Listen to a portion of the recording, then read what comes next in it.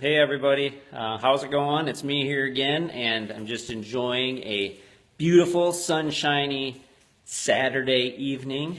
Just had a wonderful day. Was able to hang out with a really great cousin of mine and enjoy a cup of coffee and just slow down a little bit this morning and just enjoy the relationships that God has put me in. And thanking all of you for your continued support and prayer as I continue to have victory over this ALS thing, which we already have, but it's just getting my mind and my physical body to agree with what's already going on inside of me. But I just wanted to update everybody a little bit on how I'm feeling, what things I'm kind of going through, and just so I could share those things with you so you have a little bit more specific things to pray about. It's been crazy the past few days. I've been like seriously under attack, and I think in the spiritual realm as far as Satan and his little minions. And so battling against that by myself has been difficult, so I'm looking to you for your help and knowing that God will answer our prayers and we will be able to see this through, and just having the faith and the courage to be able to do that. I don't know if any of you knew, I was highly allergic to bees. A couple of years ago, I got stung and ended up in Zeeland, I think it was Zeeland ER in the hospital due to bee sting. I got the ride courtesy of an ambulance. So it's funny, that was a couple years ago, and hadn't had any issues being bit by a bee since then. Well, over the past few days, of course, I've been stung twice by bees, and, just praying and asking God to take that from me. I was not, I didn't have any allergic reaction, so a blessing from that. Also, my energy levels have just been terribly low. So it's been difficult to get through a lot of that as well. What else? I've had, just extreme kind of weakness and just, lethargy. My appetite has sucked, and it's been difficult to even want to eat or anything. And it's also, I had this excruciating headache. It almost felt like my eyeballs were going to pop out of my head because there's been so much pressure from inside my brain or something that just my eyes are just like, every time I move my eyes, it just feels like they're about to explode out of my brain. That's not, I'm not in rough shape or having this going on. I've just been off of work a couple days, and I'm like, I'm not going to shave. So it's not because I'm not feeling bad, so I'm letting myself go. But yeah, it's been interesting to me, I've had to, over the episode of combating all of that stuff, making sure that I'm putting on the full armor of God.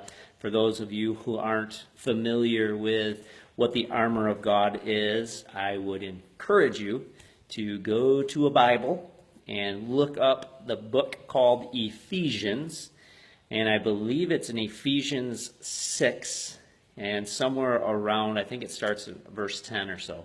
So I think it's Ephesians 6, somewhere around 10. Talks about putting on the full armor of God to be able to withstand the wiles or the craziness of the devil and his minions. And that's what I've been doing. But part of the battle plan is we don't battle by ourselves. So I'm asking people just to continue to be in prayer. Just like anything in life, I think things lose their momentum or their priorities as life begins to muddle by us. And I'm just asking that we take time, and not just for me. I don't know. There's lots of you that are watching these videos, that there's probably a plethora or many people in your life who need prayer. Maybe you are the person who needs prayer. So I am asking you, if you are struggling with, maybe it's a terminal illness, maybe it's a relationship, maybe it's sports or busyness in life. Maybe it's your own, maybe you're struggling with your relationship with God and figuring him out. Maybe it's haven't quite figured out that the salvation has been given to you as a gift through Jesus Christ, and maybe you're still trying to figure that out. So I think in the busyness of the American culture, we can learn to, if we could learn to sit still, to be still, as God has commanded me to do, to learn how to have that stillness. Once we've learned that stillness, we can then bring that stillness into the chaos of life, and we can maintain that stillness out there. It's really hard to learn that stillness inside of busy lives. So learn that stillness and then move into it. But yeah, I've maintained the joy of my salvation through all of this junk that's been going on the past few days. And I'm just asking that you continue to be in prayer for each other, for myself, and just watch how God works through all of this.